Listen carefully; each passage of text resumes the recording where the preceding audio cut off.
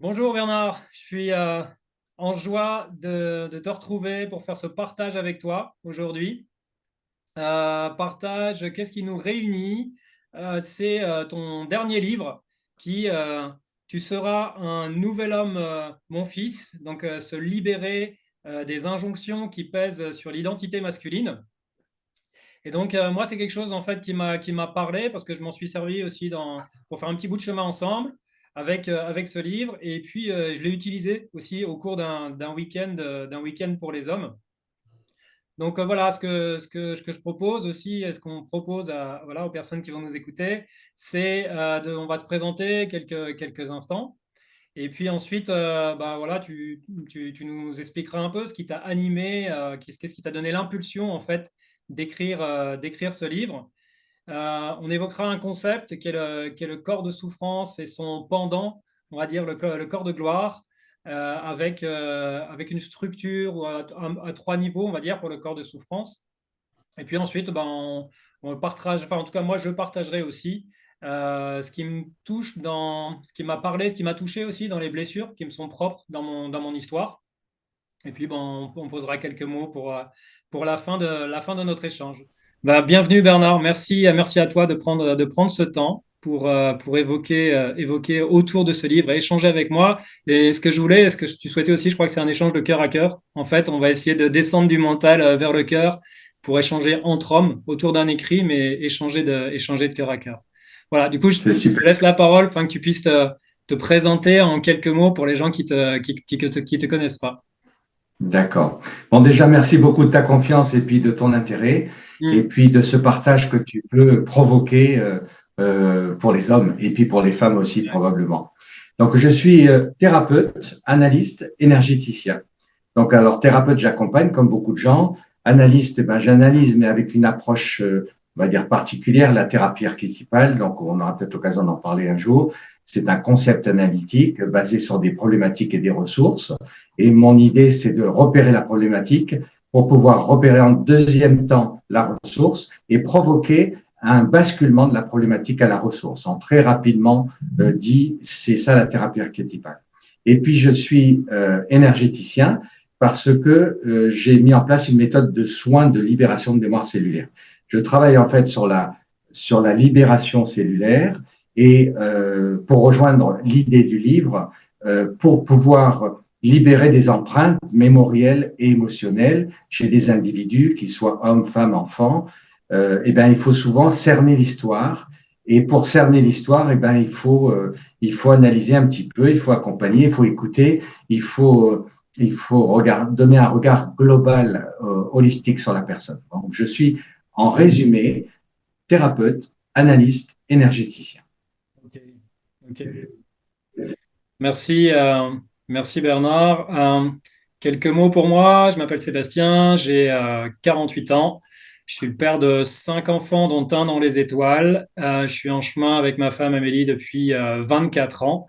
Et j'accompagne depuis une dizaine d'années des enfants et des adultes, et notamment des hommes, dans des cercles ou dans des week-ends dits d'initiation, afin de proposer d'autres manières d'être au monde, et puis aussi de faire un chemin de se libérer en fait de nos blessures et de nos souffrances. Et c'est ça qui me relie à toi, je crois, Bernard, parce que tu aimes à dire que tu as à cœur à transformer la souffrance. C'est-à-dire que qu'est-ce qu'on fait de nos souffrances?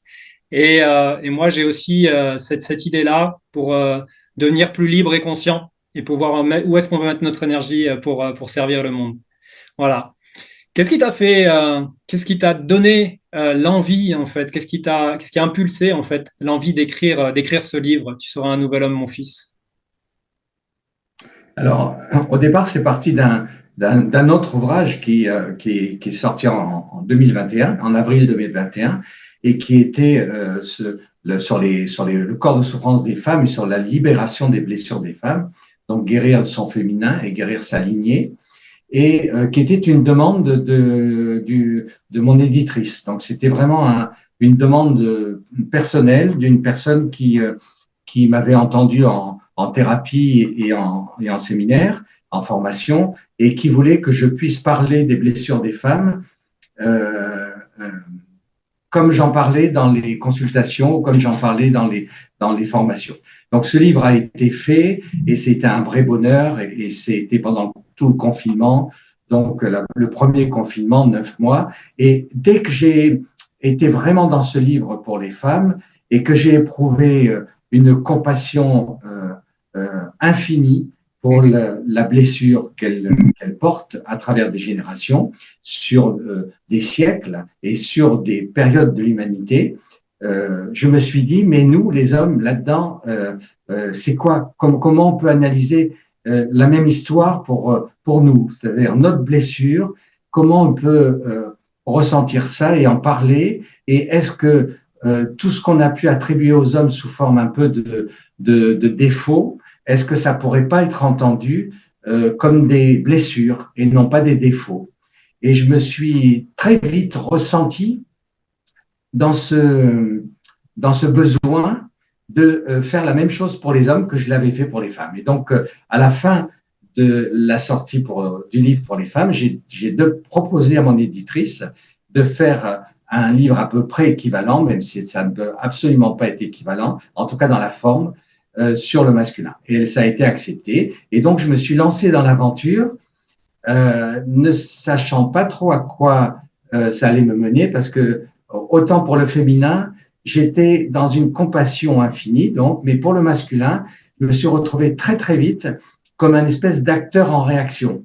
D'accord. Parce que tout mon masculin se réveillait, toute mon histoire d'homme se réveillait, m'alignait. Je voyais des choses à travers des blessures que j'analysais qui pouvaient être associées à ma famille, associées à mon histoire, notamment l'abandon, des choses comme ça, qui remontent sur des générations dans ma famille. Et donc, la sensibilité, les idées arrêtées, et puis aussi les appartenances, quelque chose qui peut bien te toucher, toi, Sébastien, parce que je pense qu'on a été des frères, on a été des frères d'armes dans d'autres temps, on va dire, hein, avant d'être des frères d'âme aujourd'hui.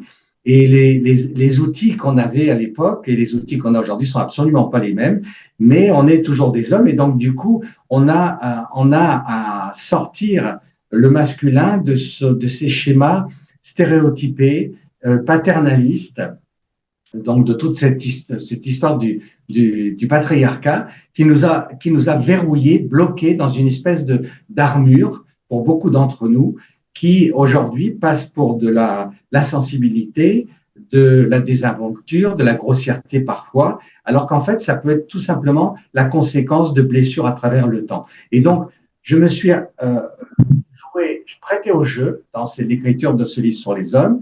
Mais du coup, j'ai beaucoup ressenti, beaucoup réagi, beaucoup rêvé, beaucoup, on va dire, à la fois souffert, parce qu'il y avait des blessures qui étaient réanimées, et en même temps guéries, parce qu'il y avait la réflexion et la compassion qui allait avec, pour moi et pour les autres. Et j'ai mis un certain temps à rentrer vraiment dedans.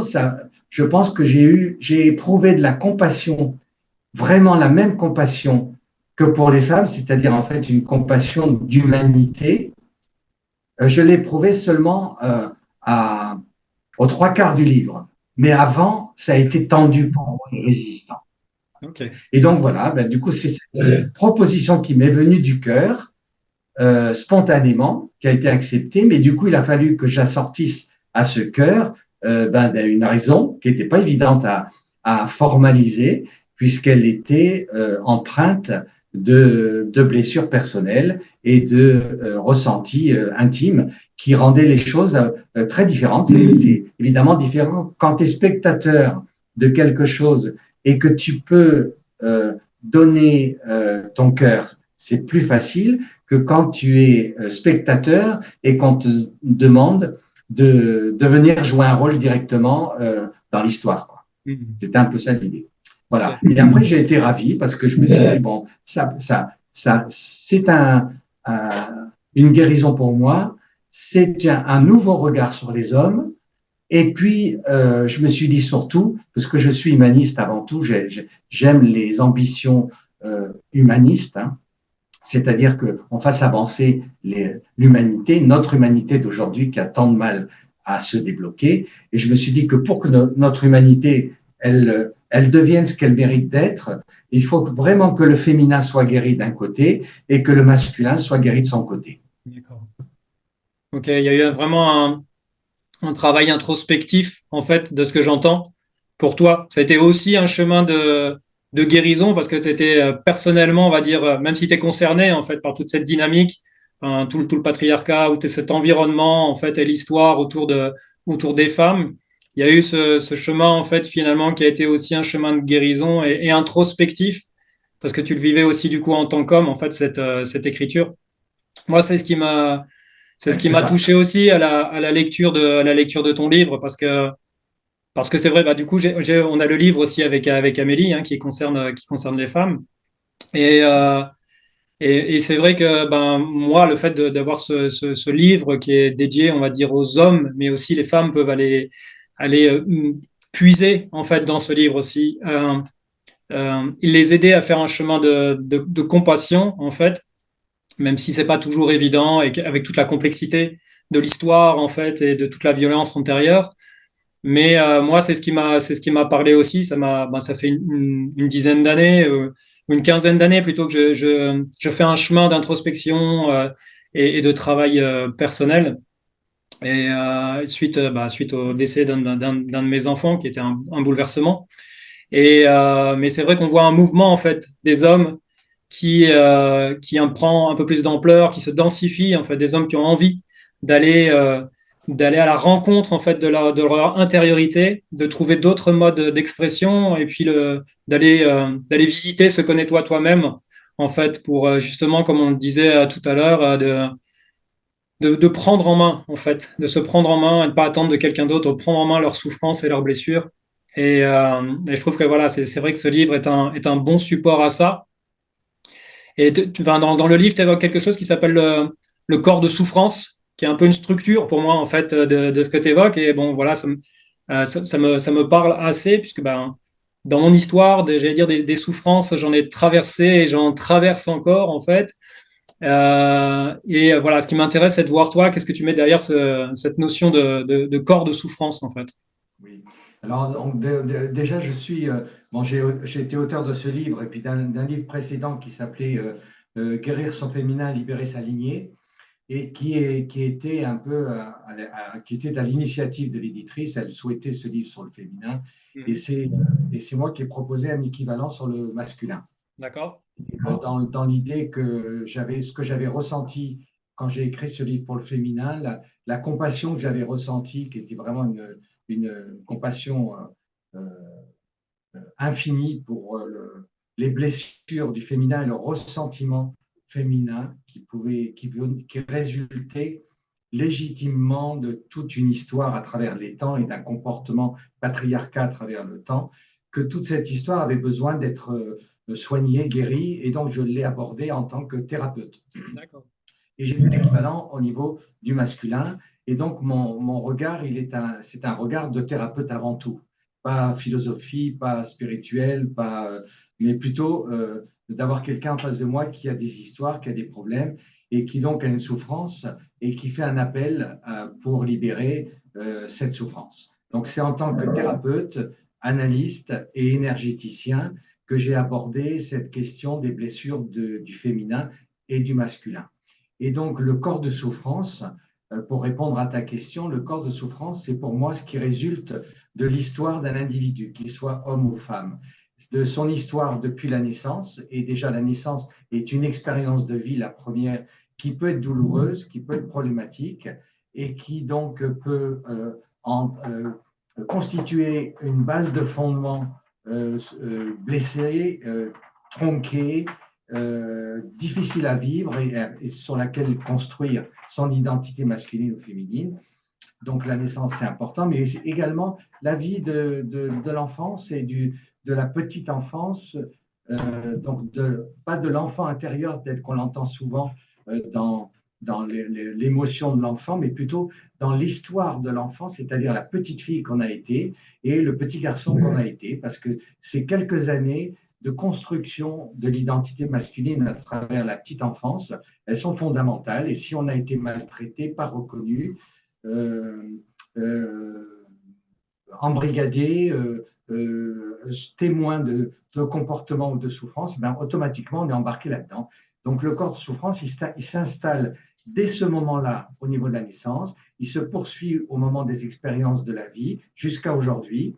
Et en plus de ça, il est alimenté par une histoire familiale de lignée, par un transgénérationnel, c'est-à-dire que, par exemple, pour l'identité masculine, la lignée des hommes sur les deux côtés de sa famille, du côté de la mère, du côté du père, va avoir une influence. Et s'il y a eu des blessures chez ces hommes et que ces blessures ont été entretenues, ont été alimentées, ont été revécues, automatiquement, un être qui s'incarne dans un masculin va porter la charge mémorielle et émotionnelle de l'histoire de ses aïeux. Et donc, en plus de ça encore, troisième étape, donc il y a l'individu lui-même, il y a l'héritage ancestral qui n'est pas que souffrant, bien évidemment, qui est aussi merveilleux et qu'on a choisi à mon sens. Et puis, il y a aussi une histoire transpersonnelle, donc que nous envisageons dans les thérapies holistiques, hein, et qui est l'idée que nous avons pu avoir des expériences de vie dans d'autres incarnations, et que ces expériences de vie, si elles se répètent sur les mêmes schémas, vont constituer une blessure qui se répète, qui se construit, qui suit, comment dire ça, qui, handicape la personne à travers le temps. Et que donc, si par exemple, nous avons, dans nos expériences de masculin aujourd'hui, dans nos tentatives d'ouverture d'esprit et de reconquête, entre guillemets, de notre masculin, nous nous retrouvons souvent entre hommes pour essayer de libérer des blessures masculines, comme par exemple les blessures de guerre, les blessures du guerrier, les blessures des Templiers, les blessures des hommes qui ont qui ont été envoyés en guerre, qui devaient répondre à un ordre et qui avaient pour mission de tuer ou de sauvegarder. Et ben, ça laisse une empreinte extrêmement forte. On le voit aujourd'hui avec, par exemple, la guerre en Ukraine et tout ce que ça entraîne de réveil de mémoire. Voilà. C'est donc l'ensemble de ces empreintes transgénérationnelles, transpersonnelles et les empreintes d'aujourd'hui, depuis la naissance jusqu'à ce jour, qui peuvent constituer une charge mémorielle et émotionnelle que nous appelons le corps de souffrance. Ce corps de souffrance est donc un élément à soigner pour tous les thérapeutes. Donc, c'est vraiment l'élément de base et presque le merveilleux de notre thérapie, c'est de pouvoir s'approcher de ce corps de souffrance et puis de le défaire, de le dissoudre, de le libérer, de le détacher, de le pardonner pour pouvoir dépouiller complètement le masculin, en l'occurrence là, de cette cuirasse qui a été forgée par le temps à travers ce que certains prennent pour des défauts et qui, en fait, à mes yeux, sont plutôt des blessures. Et donc, si on soigne l'individu masculin à travers ce qui ne va pas chez lui, son insensibilité, sa brutalité, sa fermeture, son blindage, son égoïsme, entre guillemets, toutes les choses qu'on peut parfois nous attribuer, et qu'on le voit d'un regard plus compassionnel en pensant qu'il est comme ça parce qu'il a été blessé, alors on cherchera à non pas le corriger, mais plutôt à le soigner et à le guérir. Et c'est en ce sens que soigner le corps de souffrance pour pouvoir l'apaiser et l'alléger donne place à la part lumineuse de l'individu que l'on pourrait appeler, dans l'équivalent du terme corps de souffrance, un corps de gloire. Et si on rend l'homme glorieux de son histoire, sans prétention, alors on lui redonne son authenticité, on lui redonne sa légitimité, on lui redonne peut-être tout simplement son essence première, c'est-à-dire le fait d'être créé et d'être co-créateur de son identité masculine sur cette planète. Okay. Ok, merci Bernard pour ça.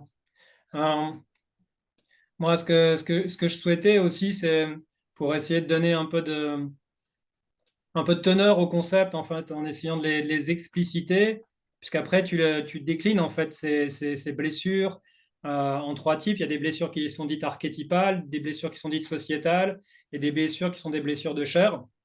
Donc, tu l'as évoqué déjà un peu en amont dans la présentation en fait, de ce concept de corps de souffrance et son pendant, le corps de gloire.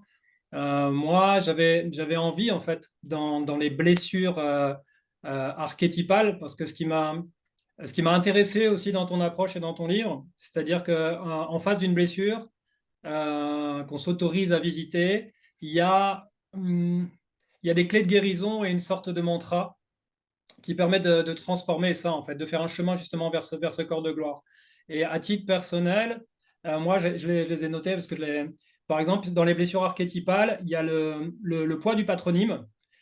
Tu es responsable de ta famille avec une clé de guérison qui est chercher le bon sens derrière, et puis un mantra associé qui dit je prends mon héritage. Moi, dans mon histoire de famille, aujourd'hui, je porte le nom d'une arrière-grand-mère, en fait, parce que mon grand-père paternel, son père ne l'a pas reconnu. Alors on peut peut-être voir ça comme quelque chose qui est aujourd'hui, j'ai rien contre porter le nom en fait de famille d'une femme ou autre, ça c'est pas la dynamique, mais c'est plus que mon grand-père en fait, lui il était dit comme étant un bâtard quoi. C'est-à-dire que c'est comme ça qu'on appelait les enfants à ce moment-là. Sa mère d'ailleurs l'appelait comme ça aussi. Et moi dans mon histoire, comment ça s'est traduit? Ben, il y a aussi la quête de reconnaissance, aussi d'identité, en fait, des personnes qui vivent ça. Et moi, à un moment donné, dans mon chemin, j'avais fait un mandala de feuilles que j'avais, entre guillemets, créé comme ça, sans intention particulière. Je l'ai montré à quelqu'un. Il m'a dit, ah tiens, ça me fait penser à une chauve-souris.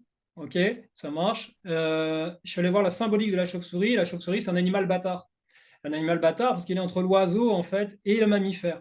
Et là, à ce moment-là, en fait, quand j'ai lu cette symbolique, et ça bouge encore, comme mais il y a une émotion qui est montée, mais j'ai été traversé en fait par une tristesse en fait, quelque chose de la tristesse en fait qui est venu, qui s'est traduit en larmes, et après j'étais apaisé. Mais il y a ce chemin-là aussi en fait, je trouve qui c'est ça, c'est à ça que ça me parle quand on dit corps de souffrance. C'est pas forcément dans mon corps, mais je l'ai vécu comme ça. Mais il y a quelque chose de cet ordre-là. En fait, dans mon histoire familiale, dans le transgénérationnel, il y avait ça qui était là. Et moi, je l'ai laissé me traverser. Et puis, du coup, en fait, cette histoire de reconnaissance, en fait, je l'ai traduit aussi par une autre injonction. C'était l'homme qui voulait être parfait, quoi. Parce que l'homme qui voulait être parfait, derrière ce soit parfait, la clé de guérison, c'est apprendre à se connaître. Bon, bah, ça fait près 15 ans que je le fais, donc je suis en chemin. Et il y a un mantra qui dit je m'accepte tel que je suis. Et ça, c'était important parce que je pense que cette quête de la reconnaissance avec mon histoire, en fait, avec un grand-père auquel j'étais très lié, eh ben, il y a quelque chose de ça aussi, quoi, d'être sûr qu'on va être aimé, quoi, d'être sûr qu'on va pas être abandonné, d'être sûr qu'on va être reconnu, quoi. Et je crois que j'avais cette quête-là, moi, dans mon histoire, et que j'ai pacifié à l'heure d'aujourd'hui. Et donc, c'est quelque chose dont je peux parler assez sereinement et avec légèreté, j'allais dire, même si ça fait partie intégrante de mon histoire. Mais il y a vraiment ça aussi, quoi. Et du coup, d'exposer ma vulnérabilité et puis de m'exposer tel que je suis, ça a été aussi ce chemin libératoire, quoi. Donc moi, dans les blessures, tu vois, archétypales que tu as présentées, il y a ça qui m'a touché. Et c'est vrai que derrière, ça me parle bien, en fait, les mantras. Parce qu'aujourd'hui, je les ai transformés, ces blessures. Et donc, les mantras inhérents, bah, je crois que je les ai intégrés à l'heure d'aujourd'hui. Et donc, c'est vrai que bah, Oui, je me sens plus libre et j'ai mis de la conscience, en fait, sur mon histoire. c'est ça.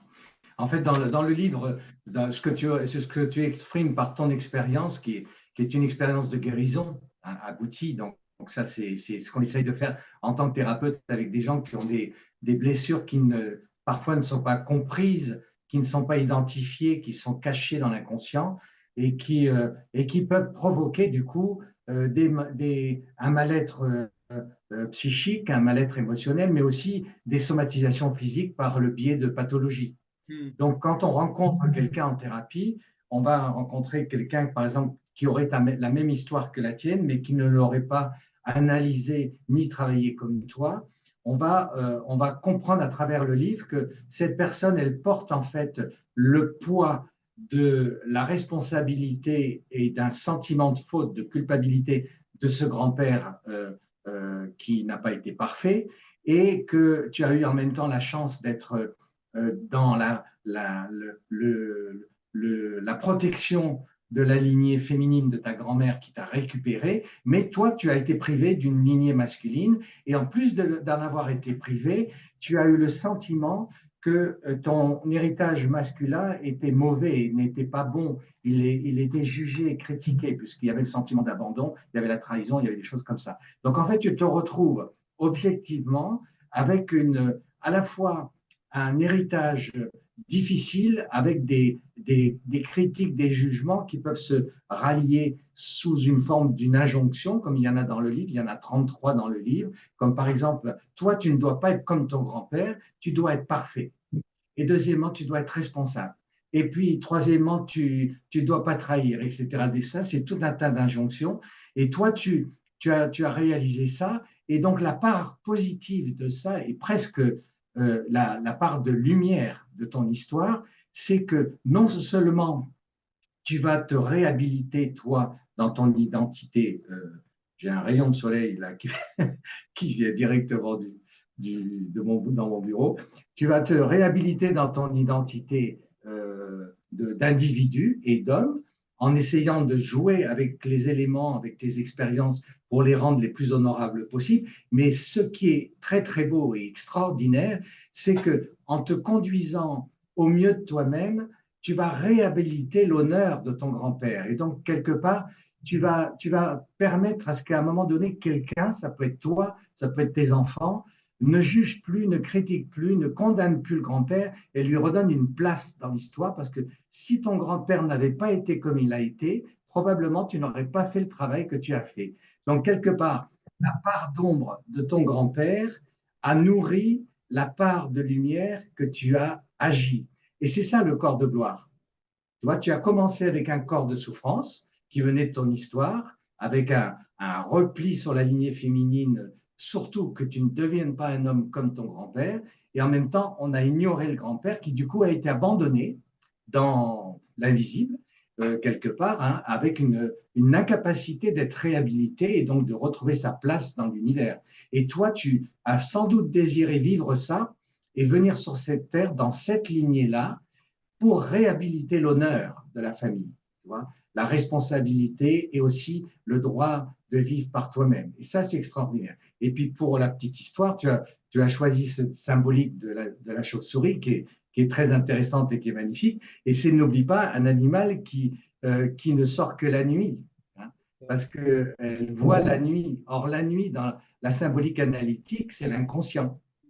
Donc, ça voulait dire que c'est un animal qui doit aller chercher dans ton inconscient des vérités qui ont été cachées, qui ont été tronquées, je dirais même, tu vois, vues d'une autre manière que ça pourrait être. Et nous, je pense que quand on aide les gens à aller mieux, on doit voir leur histoire d'un bon œil et pas du mauvais œil, pas de celui qui juge et critique, mais de celui qui va donner peut-être de l'espoir, une réhabilitation, pas celui qui caresse dans le sens du poil et qui flatte, mais qui va donner une version qui peut être positive. Voilà.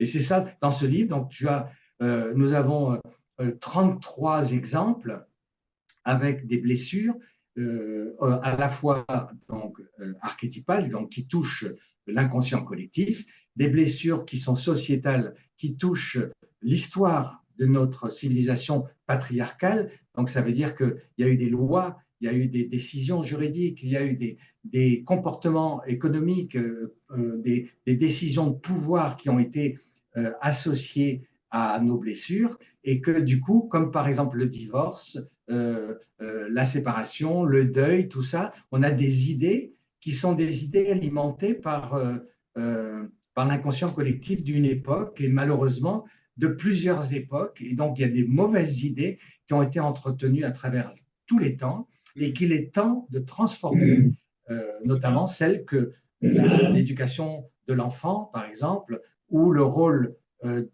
principal dans le couple n'est pas un rôle patriarcat, et c'est donc un rôle à partager. Et donc, ça veut dire qu'il y a des compétences à partager, des responsabilités à partager, et donc aussi qu'il y a une indulgence à partager de part et d'autre pour qu'on n'attribue pas à l'un des deux du couple des injonctions qui sont de l'ordre du culturel, du religieux, de l'État et donc de l'histoire, mais plutôt de quelque chose qui vient du cœur, un vrai cœur qui bat pour une nouvelle civilisation, pour une nouvelle humanité.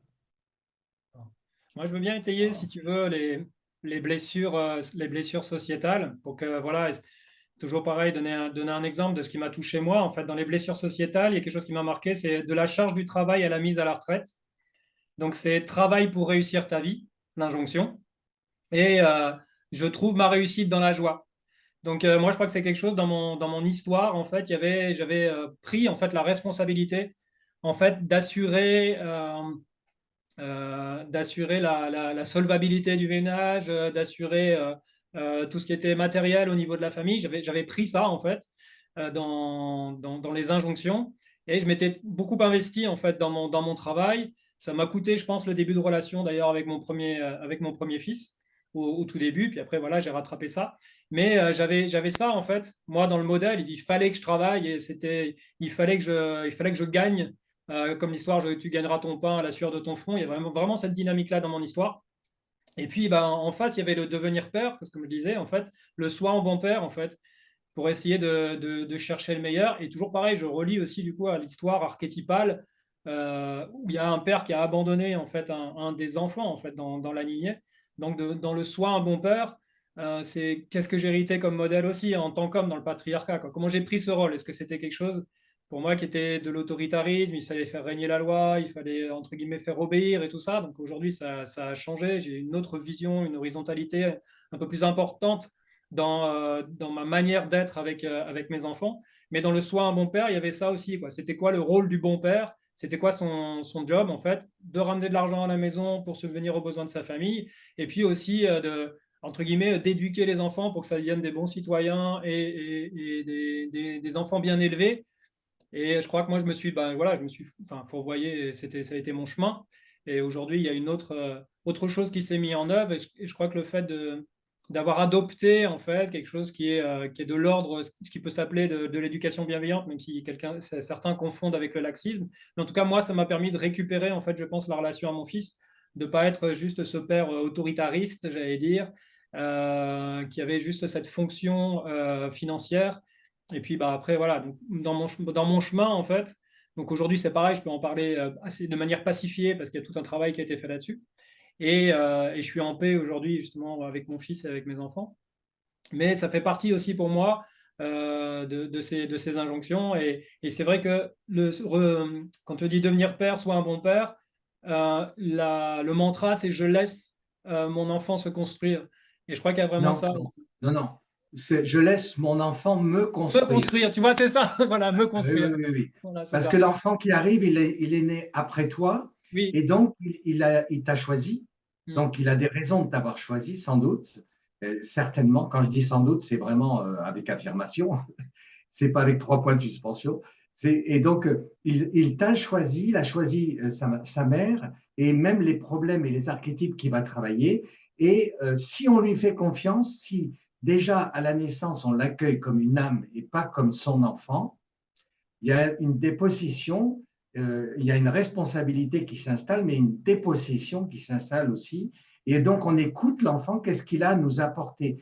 Qu'est-ce que l'enfant nouveau, le nouvel homme, par exemple, un petit garçon, un nouveau-né qui arriverait aujourd'hui, c'est le nouvel homme, c'est pas toi le nouvel homme, encore moins moi dans ma génération, tu vois, moi je sais bien que je ne suis pas le nouvel homme, je suis peut-être un préparateur ou un initiateur de personnages qui vont devenir les nouveaux hommes, mais je ne me prétends pas un nouvel homme. Mais par contre, un nourrisson qui arriverait aujourd'hui pourrait et devrait logiquement devenir ce nouvel homme. Et donc, il faut lui laisser une place pour qu'il nous montre ce qu'il a à apporter de nouveau et ce qu'il a à changer. J'ai un bel exemple pour ça, très très simple et très touchant, c'est que il m'est arrivé de recevoir un monsieur qui avait des soucis de colère chronique depuis toujours. C'est un monsieur qui avait été abusé pendant quelques années à l'école et qui n'avait jamais été réparé dans sa blessure. Et ce monsieur essayait donc de régler sa problématique. Et à un moment donné, il me dit, j'ai fait des années de psychothérapie. Et j'ai dit, très bien, et vous avez analysé quoi? Il m'a dit, ben, ma relation au père. Et j'ai dit, ben, dites-moi un peu plus. Et en fait, il me dit, ben, mon père est un homme qui a perdu son propre père, donc mon grand-père, quand il avait 6 ans. Donc en fait, ce monsieur, il ne savait pas comment faire avec un père puisqu'il n'en a pas eu. Donc quand il a eu un enfant, il ne savait pas comment faire avec son enfant. Et le monsieur qui était devant moi, qui avait 45 ans, me dit, mais je suis en conflit avec mon père parce qu'il m'a jamais dit qu'il m'aime. Mais j'ai dit, ben, c'est bien normal. Comment voulez-vous qu'il vous dise je t'aime? Il ne sait pas le dire. Il l'a jamais entendu de son père. Donc, c'est vous qui devez lui apprendre à dire je t'aime. N'attendez pas un je t'aime de votre père. C'est à vous d'oser lui dire de telle sorte que son cœur l'entende. Et là, votre mission est accomplie. Je comprends. Ouais, merci. Merci pour cette histoire. Et puis d'autant plus, c'est marrant ce lapsus que j'ai fait parce que j'ai un de mes livres de chevet, entre guillemets, qui est le livre de John Kabat-Zinn. Je ne sais pas si tu connais, ça s'appelle Être parent en pleine conscience. Et dans sa Oui. vision des choses, John Kabat-Zinn, les enfants sont des miroirs pour nous, en fait, quoi. On n'a pas toujours envie d'avoir, mais en tout cas, ce sont de formidables miroirs qui nous permettent de faire un chemin voilà, personnel. Donc, effectivement, voilà, le lapsus était intéressant. Et en face, finalement, j'ai le livre de John Kabat-Zinn. OK. Et puis, euh, dans les troisièmes, enfin, dans le troisième niveau, entre guillemets, ou les troisièmes types de blessures, il y a les blessures de chair. Et dans les blessures de chair, bah, toujours au même titre, moi j'avais envie de poser là, c'est qu'il y a deux blessures qui m'ont marqué. C'est le viol, l'abus, tu es déshonoré, avec le privilégier la vérité et je restaure mon honneur. Je crois qu'il y a des choses qui sont en chemin par rapport à ça pour plusieurs hommes. Moi, j'ai fait un travail il y a quelques temps où j'arrive pas à le définir, mais en tout cas, mon corps a manifesté quelque chose. Il y a vraiment une fois que le tsunami émotionnel était passé, j'ai senti de l'apaisement, en fait, et quelque chose qui s'était libéré. Je cherche pas trop à savoir quoi le qualifier et autres, mais il y a Stéphane Alix aussi qui a fait un bout de chemin avec ça, qui a qui a fait un podcast aussi là-dessus. Voilà, il y a aussi la parole qui se libère, parce que c'est vraiment un tabou, je crois, autour de ça. Et l'idée n'est pas de comparer, mais aussi peut-être encore plus pour les hommes. Donc, c'est vrai que c'est en chemin, c'est quelque chose qui m'a marqué. Et puis, le deuxième qui m'a marqué, c'est le corps, tout simplement. C'est ton corps est un fardeau, matérialisation de notre esprit, et je prends soin de mon corps, le mantra. Et c'est vrai, le je prends soin de mon corps, pour moi, c'était pas du tout évident, quoi. C'est-à-dire ce véhicule qui me permet d'échanger là avec toi, de vivre l'expérience de la vie. J'étais plus à le négliger, à le malmener. J'en avais strictement enfin, rien à faire, quoi. Et bon, c'était peut-être en lien avec, voilà, avec d'autres blessures. Mais il y a une prise de conscience, et je crois que c'est vraiment un chemin aussi pour les hommes de remettre de la douceur en fait dans le lien à leur corps. C'est-à-dire pas forcément être absolument dans le faire, mais aussi être dans l'être. Et le fait de revenir à l'intérieur de son corps, ça permet aussi de faire ce chemin aussi émotionnel, en fait, de se remettre au contact de ses émotions. Donc moi, c'est aussi quelque chose qui m'a marqué. Et avec quelque chose, enfin, tu termines ce paragraphe avec ne pas l'aimer, c'est ne pas s'aimer, en fait. Et je crois que ça m'a touché aussi, ça, sur mon chemin. Donc aujourd'hui, j'ai fait des prises de conscience. Voilà, j'allais dire, comme on dit, je prends soin, mais je prends soin de mon corps et de mon véhicule. Et je suis plus précautionneux et plus attentif. J'en ai plus fait un allié que quelque chose qui avait des limites et qui m'ennuyait.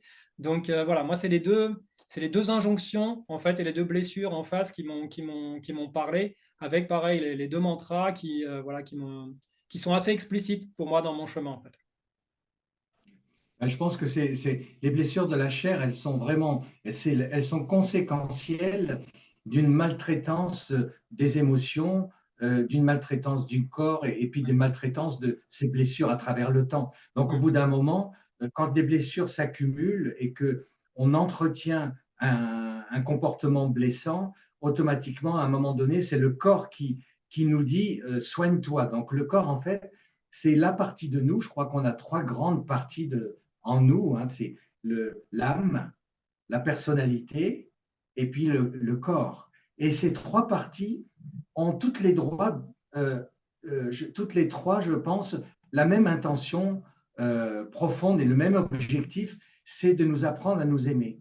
Donc, quand il y en a une des trois ou plusieurs des trois qui n'est plus entendu et qui ne joue plus ce rôle d'élan d'amour, alors il reste le corps qui va somatiser et qui va nous demander de guérir une pathologie, non pas comme si c'était une fatalité, une peau de banane, mais plutôt pour nous enseigner un message, pour qu'on s'occupe de nous, pour qu'on se rapproche de l'histoire, pour qu'on en comprenne l'origine, qu'on se penche sur les blessures qui en fait sont à l'origine de la pathologie et qu'en soignant la pathologie, on puisse soigner la blessure. Et là, il y a un accord parfait, faut-il encore qu'il le soit, mais on a un accord parfait entre ces trois niveaux de l'expression de notre entité qui sont l'âme, la personnalité et le corps. Donc c'est vrai qu'on a appris dans le temps, en tant qu'homme viril,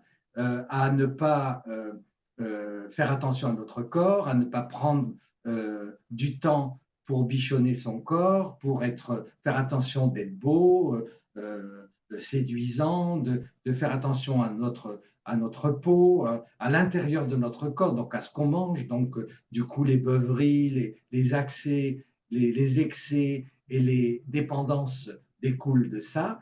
Mais on sait bien que pour être résistant, pour être en pleine forme, pour être heureux, pour être joyeux, eh ben, il faut aimer la vie. Et aimer la vie, c'est aimer les premiers instants de sa vie, c'est-à-dire exister, quoi, exister en tant qu'individu, retrouver presque le désir originel de vivre qu'on va retrouver à travers toutes les expressions qu'on peut avoir, de tous les goûts, de toutes les désirs qu'on peut avoir, aussi bien charnels, sexuels, mais aussi alimentaires, et puis amicaux, etc. Il y a vraiment ce corps messager, en fait. Et c'est vrai aussi que c'est à travers lui, en fait, qu'on peut goûter, j'allais dire, la magie de la vie, la magie d'être humain, en fait. Et c'est par lui aussi que ça passe, quoi. Donc prendre soin de lui, et c'est prendre soin aussi d'une partie de la manifestation de la vie qu'on est nous, en fait, quoi. Et c'est vrai que c'est pour ça que ça m'a touché, cette phrase, ne pas l'aimer, c'est ne pas s'aimer. Et du coup, je me suis un peu plus, voilà, je m'aime aujourd'hui, je prends soin, je prends soin de mon corps, quoi. Ok, très bien. Euh, ouais, je vais prendre une inspire là avec ce qu'on vient d'évoquer sur, voilà. Et puis, je voulais voir avec toi si tu avais envie de poser quelques mots avant de se séparer, en fait, pour toi. Est-ce qu'il y a quelque chose que tu souhaitais ajouter pour passer ce message autour de ce livre? Oui, il y a une chose que j'aimerais bien dire, effectivement, qui n'est pas évidente à entendre dès les premiers mots à travers le livre et à travers comment dire, les présentations des uns et des autres, c'est que, bon, quand même, ce livre, même s'il est très thérapeutique, puisqu'il parle de blessures, il parle de guérison, il donne des clés de guérison, il donne des exemples, il prend une injonction pour chaque exemple et il propose une formule de transformation qu'on peut appeler des mantras pour chaque exemple. Mais le fond du livre, c'est quand même de retrouver ce que beaucoup d'hommes recherchent en ce moment, c'est-à-dire ce masculin sacré. Et pour moi, dans ma quête personnelle, à travers l'écriture de ce livre, euh, je pense que j'ai découvert une chose incroyable qui m'a surpris et complètement ravi, comme ça peut faire, j'appelle ça l'émerveillement. C'est un truc auquel je croyais ne pas pouvoir penser, et qu'à un moment donné m'habite tellement que je me dis waouh, c'est génial. Et c'est que le masculin sacré, en fait, c'est retrouver notre extrême simplicité, c'est retrouver notre extrême authenticité, l'essence même de l'être que nous sommes. Et au lieu de faire comme d'habitude les pieds au mur pour essayer d'être spirituel, de faire des rituels, des machins, des trucs extravagants ou qui très souvent frisent le pouvoir ou la rivalité, je pense qu'il y a un beau message que moi j'ai senti au fond de mes tripes, et je peux dire que c'est dans mes tripes, hein, je l'ai senti dans le deuxième chakra, vraiment dans l'identité masculine. Et je me suis dit, si j'apprends à être ce que je suis pleinement et à recevoir ce que nous sommes vraiment et à aider les hommes à sentir cette puissance de création qu'ils ont, alors ils sont dans le masculin sacré. Ok. Merci pour ça, Bernard, parce que c'est vrai que cette notion de sacré, moi je l'utilise parce que voilà, j'ai une chaîne YouTube qui s'appelle Sur le chemin du masculin sacré. Et ce sacré, souvent, il est assez critiqué, il est remis en question parce qu'il est souvent associé à la connotation religieuse, en fait. Et moi, j'aime bien, en fait, ça, cette notion, effectivement, de simplicité, qui est loin d'être simpliste, mais il y a quelque chose, effectivement, de l'essence, en fait, de l'authenticité, goûter, en fait, des choses simples et être, juste manifester et être, finalement, c'est quelque chose de glorieux, peut-être, comme on rejoint ce que tu disais tout à l'heure, quoi. Il y a Totalement. vraiment ça, je Et si crois. je peux, si je peux me permettre, Sébastien, il y a aussi un exemple dans le livre qui peut vraiment être en, en conformité avec la quête que l'on recherche en tant qu'homme, c'est la fraternité. Hmm. Je pense que toute cette recherche de fraternité qu'il y a toujours eu à travers les temps, tous les temps, mais qui a été souvent initiatique, c'est-à-dire qu'on était dans des fraternités avec une hiérarchie, avec un rituel, avec un enseignement spirituel, avec donc un maître, donc un père, tu vois.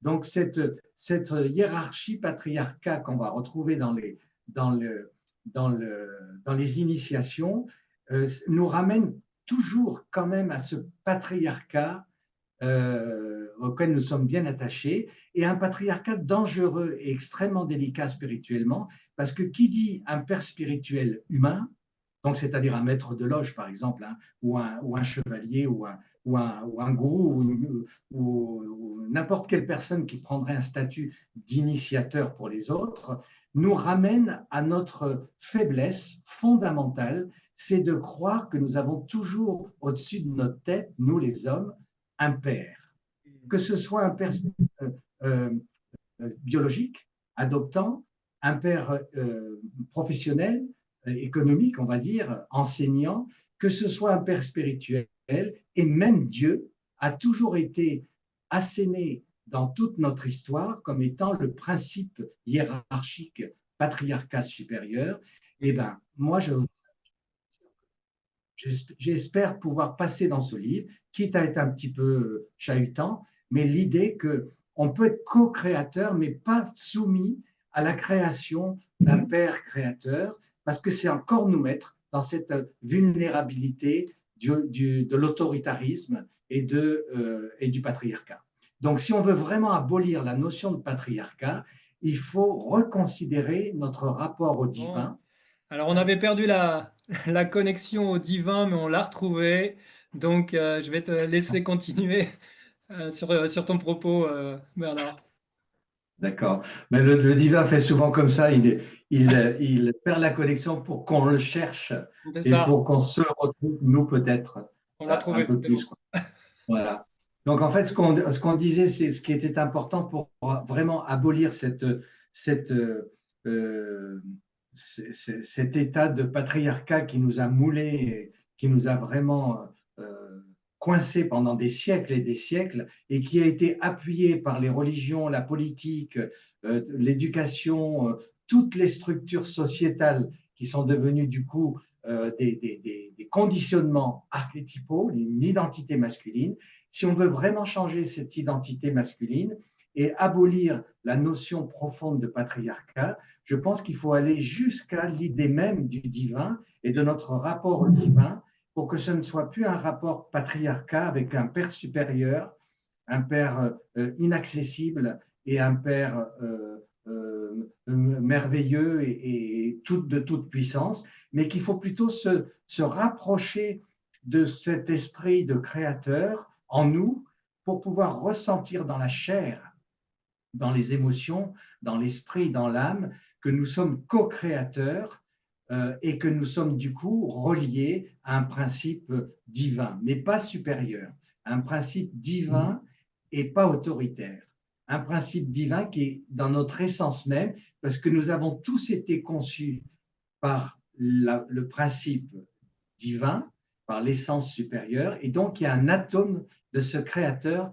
dans nos cellules, et c'est ça qu'il faut pour honorer notre héritage qu'il faut retrouver. Et c'est là où on va retrouver le masculin sacré, encore une fois, c'est dans cette collaboration, dans ce ressenti de reconnaissance profonde d'être créé d'une création, créé d'un créateur, on s'en fiche de l'identité masculine ou féminine en question, hein, et se rapprocher du coup de l'élémentaire symboliquement, archétypalement féminin et de l'élémentiel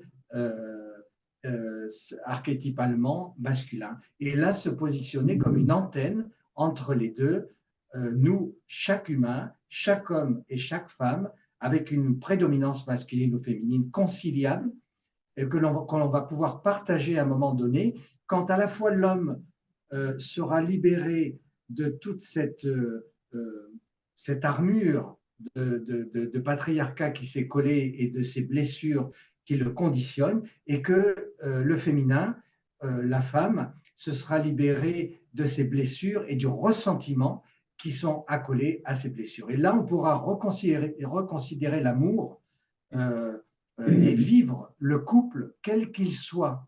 C'est-à-dire pas simplement le couple homme-femme sexuellement et identitairement, mais le masculin et le féminin à l'intérieur de chaque être. Et là, je pense qu'on peut peut-être arriver à changer un petit peu de société et d'humanité.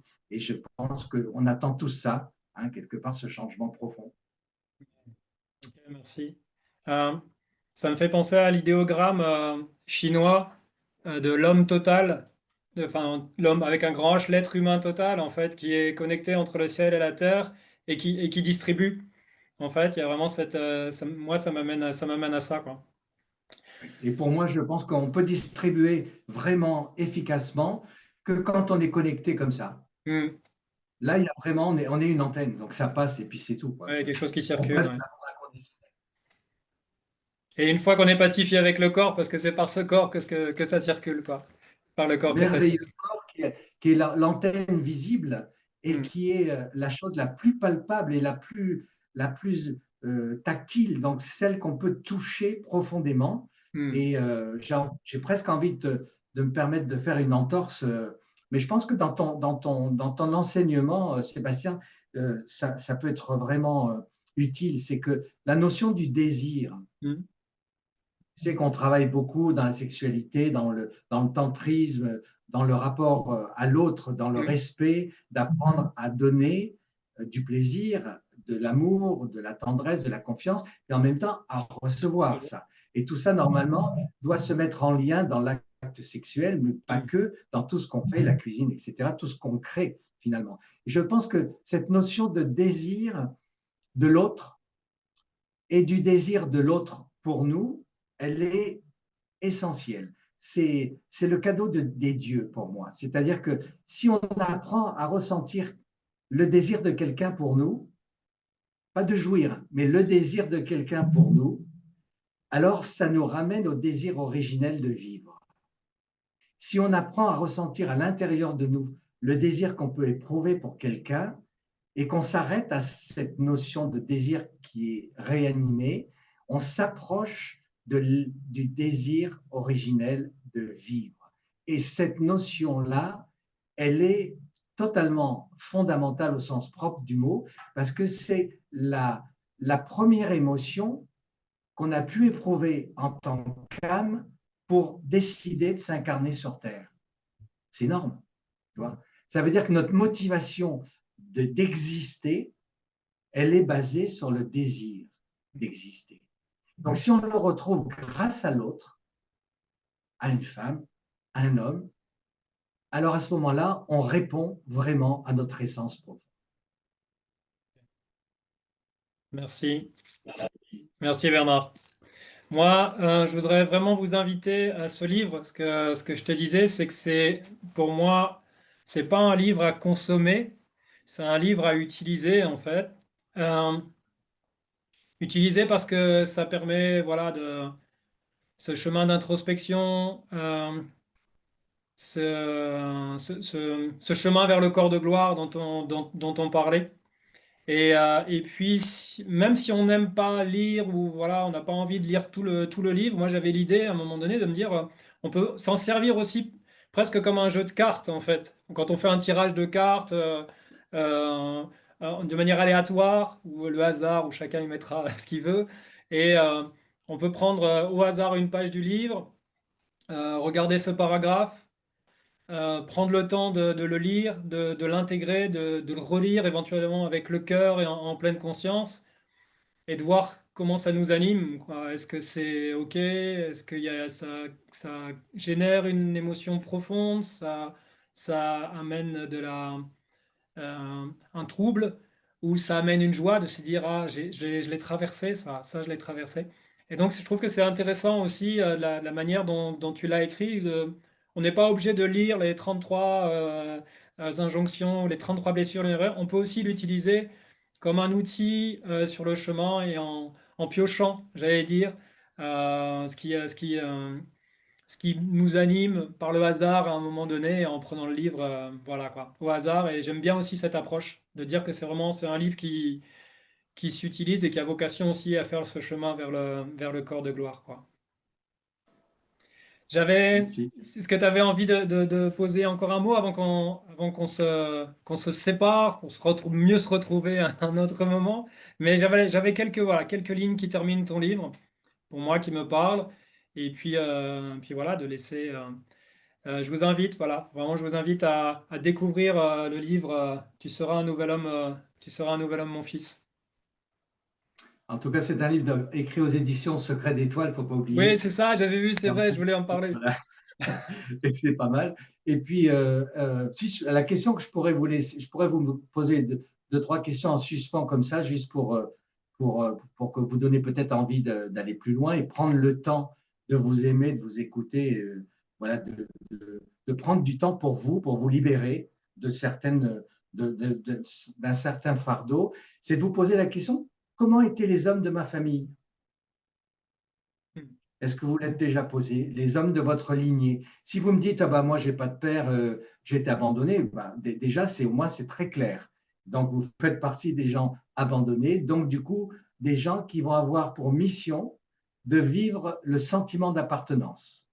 Vous allez chercher à vous sentir heureux dans ce monde, avec la réalité de ce monde et dans le temps présent de ce monde. Sinon, vous n'auriez pas choisi une histoire pareille. Donc l'abandonné, pour moi, l'esseulé, celui qui a perdu ses racines, il a la force, la capacité d'aller en chercher d'autres plus profondes et d'aboutir au sentiment d'appartenance. Alors, première question, comment étaient vos aïeux? Comment étaient les hommes de votre lignée? Deuxième question, est-ce que vous avez envie de changer les choses? Troisième question, comment on fait pour les changer? Et là, vous avez quelques solutions dans le livre. Et puis, troisièmement, la dernière question, peut-être la plus importante, qu'est-ce que vous avez de nouveau à apporter? Et à ce moment-là, que la réponse à cette question, à cette dernière question, puisse fleurir, puisse s'enflammer pour que vous puissiez trouver le moteur de votre existence, ce pourquoi vous êtes là, et je suis sûr que vous allez le trouver. Merci beaucoup, Sébastien. Avec plaisir. Il y a quelque chose de la souveraineté qui revient et de ce que j'entends. Et est-ce que c'est le bon moment pour changer les choses et est-ce que moi je peux les changer en tant qu'être humain? Et je crois que ça c'est important aussi. Et en tout cas, je crois que ton livre contribue à ça, peut contribuer à ça. Merci Bernard. Les quelques mots qui m'ont touché moi aussi à la fin de ce livre, parce que bah, on entame la 25e année de chemin en commun avec ma femme. Et c'est pas ce qui doit être, c'est pas une vérité absolue, c'est pas un chemin que tout le monde doit emprunter, mais en tout cas, moi, ça me parle, en fait, ces quelques lignes. Et je crois que c'est le chemin qu'on fait avec Amélie, en fait, dans notre histoire. Donc, je voulais terminer par ça. C'est ce que tu as écrit. Ainsi, la femme, affranchie de ses blessures et du ressentiment, et l'homme, dépouillé des injonctions dont il était affublé, pourront se retrouver libres dans leur essence première, l'amour. Vivre le couple sera alors une nouvelle et belle histoire d'amour. Et bien, c'est tout ce que je vous souhaite. Je te souhaite le meilleur, Bernard. Je vous souhaite le meilleur. Au plaisir de vous retrouver. Et puis voilà. À bientôt. Au revoir. Merci, Bernard. Merci à toi.